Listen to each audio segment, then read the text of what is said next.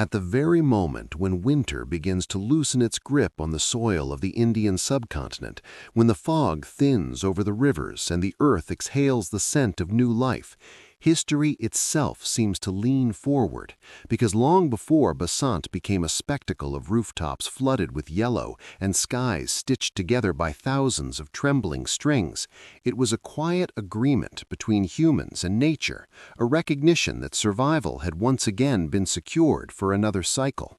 And to understand how this celebration evolved into one of the most emotionally charged and controversial cultural traditions of South Asia, one must journey far back into time, into an era when seasons dictated fate, belief, and power, when the arrival of spring was not a romantic metaphor, but a literal promise of food, stability, and hope, and when people marked this transition with rituals meant to align human life with cosmic order. In ancient Hindu tradition, this moment was known as Vasant Panchami, the fifth day of the lunar month of Magha, dedicated to Saraswati, the goddess of wisdom, learning, and the arts, whose presence was believed to awaken intellect and creativity, just as the earth awakened from dormancy. And the color yellow, symbolic of ripened mustard fields and blooming flowers, came to embody both agricultural abundance and spiritual illumination. And for centuries across northern India, this festival unfolded in temples, fields, and households as prayers were offered, students began new lessons, poets recited verses, and communities gathered in gratitude for the seasonal shift.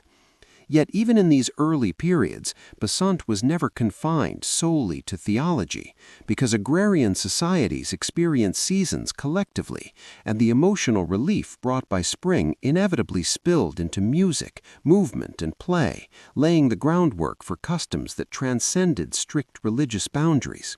As centuries passed and waves of conquest reshaped the subcontinent, first through Turkic and Afghan invasions, and later through the establishment of the Delhi Sultanate and the Mughal Empire, the cultural landscape of regions like Punjab transformed into a mosaic of faiths and identities. And here, at the crossroads of South Asia, Basant began to absorb new meanings, because Punjab was not merely a province, but a frontier, a place where imperial authority was constantly negotiated, and where communities lived in close proximity, sharing markets, languages, and seasonal rhythms, even as their beliefs diverged.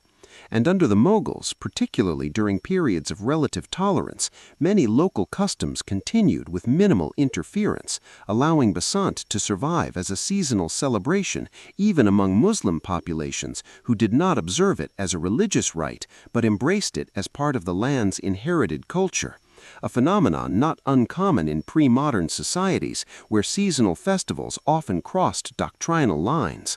However, this fragile coexistence existed alongside deep undercurrents of tension, especially in the 18th century, when Mughal power began to fracture under internal decay and external pressure, and Punjab became a contested space marked by heavy taxation, military repression, and growing resentment.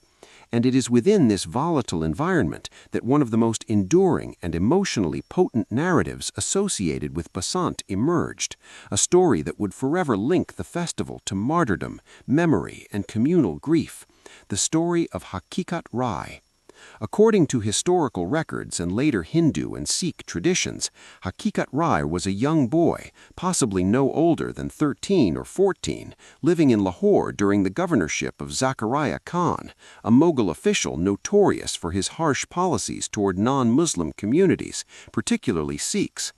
And the story recounts that during a schoolyard dispute with Muslim classmates, religious insults were exchanged, accusations escalated, and Hakikat Rai was ultimately charged with blasphemy, an offense that under Mughal law could carry the death penalty. And despite his youth and repeated opportunities to save himself through conversion or recantation, he reportedly refused, choosing instead to accept execution. And in 1741, he was publicly beheaded in Lahore, an act intended to reinforce imperial authority and deter dissent, but which instead ignited a profound emotional response among the city's non-Muslim population. For the execution of a child crystallized existing fears and resentments into a single, unforgettable image of injustice. And over time, Hakikat Rai was elevated from a historical figure into a symbol of resistance, particularly within Sikh memory, where he was venerated as a shaheed, a martyr whose death represented the cost of religious coercion.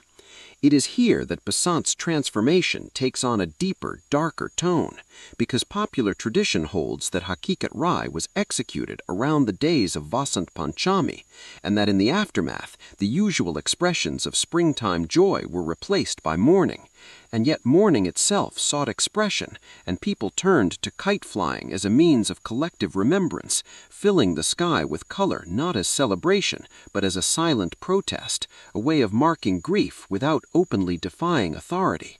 And while historians caution against accepting every detail of this narrative uncritically, what cannot be dismissed is the power of the story itself, because it reshaped how generations understood Basant, particularly in Punjab, infusing the festival with emotional weight that went far beyond seasonal change. As the 18th century progressed, Punjab's political reality continued to evolve, and the weakening of Mughal control created a vacuum filled by Sikh missiles, decentralized warrior groups that gradually asserted dominance over the region. And amid this transformation, Basant did not fade but adapted once more, because the Sikh leaders, many of whom had grown up with the story of Hakikat Rai, did not reject the festival, but reframed it within their own cultural worldview. And this process reached its zenith under Maharaja Ranjit Singh, who established the Sikh Empire with Lahore as its capital in the early 19th century. And Ranjit Singh, despite being a devout Sikh and a formidable military leader, possessed a keen understanding of symbolism and popular culture, recognizing that festivals could serve as instruments of unity in a diverse empire. And under his patronage, Basant was elevated to unprecedented prominence, celebrated with official endorsement, lavish competitions, and public displays that transformed Lahore into a city of color and sound, with kites rising in organized contests, prizes of gold and money awarded to victors, and the Maharaja himself famously donning yellow attire, riding through the city in procession and participating in the festivities, sending a clear message that Basant belonged not to one faith, but to the land itself. And during this period, Basant became a shared cultural language through which Muslims, Sikhs, and Hindus could momentarily transcend divisions, even as underlying differences remained. And this era fixed Basant firmly in the urban identity of Lahore, embedding it into the city's collective memory as a time of openness, joy, and imperial splendor. Yet history is relentless in its cycles, and the stability of Ranjit Singh's reign did not survive his death, for the Sikh Empire quickly descended into factionalism, weakening its ability to resist the expanding power of the British East India Company. And when the British annexed Punjab in 1849, they inherited not only territory, but a complex web of traditions. And their response to Basant reveals much about colonial governance, because British officials, trained to observe, classify, and manage colonized societies, viewed the festival through a pragmatic lens, noting both its potential risks and its utility. For on one hand, Basant involved massive gatherings that could disrupt commerce and strain public order, but on the other, it absorbed popular energy in ways that reduced the likelihood of political mobilization.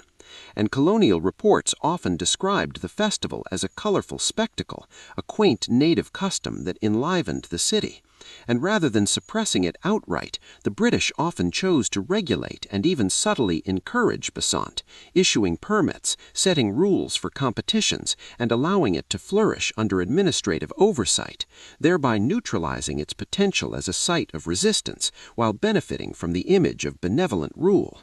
And in doing so, they inadvertently strengthened the festival's presence, embedding it even deeper into the social fabric of Lahore and other cities, as kite-flying became not just a tradition, but an expectation of spring. As the 20th century dawned, Basant existed in a world undergoing rapid change, with new technologies, rising national movements, and increasing communal polarization. Yet the festival persisted, continuing to draw people to rooftops year after year, even as political debates intensified around them. And when the cataclysm of partition arrived in 1947, tearing British India into the new states of India and Pakistan, Punjab once again became the epicenter of trauma, violence, and displacement. And in the aftermath, when Lahore found itself within the borders of Pakistan, Basant entered one of its most uncertain chapters, because the new nation was built on an explicitly Islamic identity, and the place of a festival with Hindu origins and syncretic history was bound to provoke debate. And religious scholars and political leaders questioned whether such celebrations aligned with Islamic values, while others argued that Basant had transcended religion and become a cultural heritage of Lahore itself. And for ordinary citizens, many of whom had lost homes, families, and entire ways of life during partition, Basant offered a fleeting sense of continuity, a reminder that despite the upheaval, the seasons still turned and the city still breathed. And so the festival endured, sometimes quietly, sometimes openly, shaped by shifting political winds but never entirely erased. However, endurance came at a cost, because as Pakistan's urban population expanded and Lahore grew more congested, Basant transformed from a localized celebration into a massive commercialized event, with kite-flying competitions turning increasingly aggressive and the introduction of chemically treated and glass-coated strings transformed a harmless pastime into a deadly hazard. And year after year, reports emerged of motorcyclists killed by nearly invisible strings slicing through flesh, of children injured or electrocuted by tangled wires, of birds maimed and power grids disrupted, and the sky that once symbolized freedom and joy became a site of danger, forcing authorities to confront the unintended consequences of tradition in a modern urban environment. And in response, the state imposed bans on Basant, citing public safety, religious concerns, and law and order, bans that ignited fierce debate and resistance, because for many Lahoris, Basant was not merely an event, but an emotional inheritance, bound up with memories of family, childhood, and a city that once celebrated together.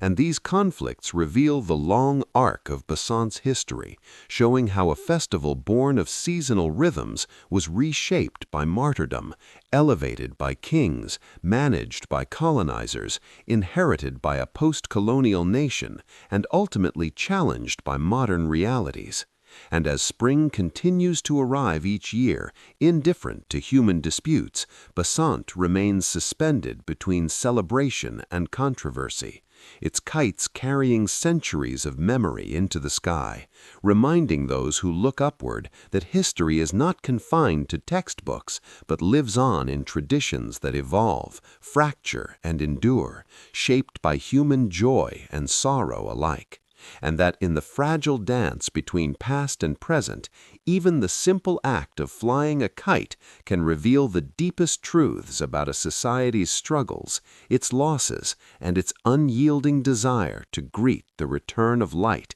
after darkness.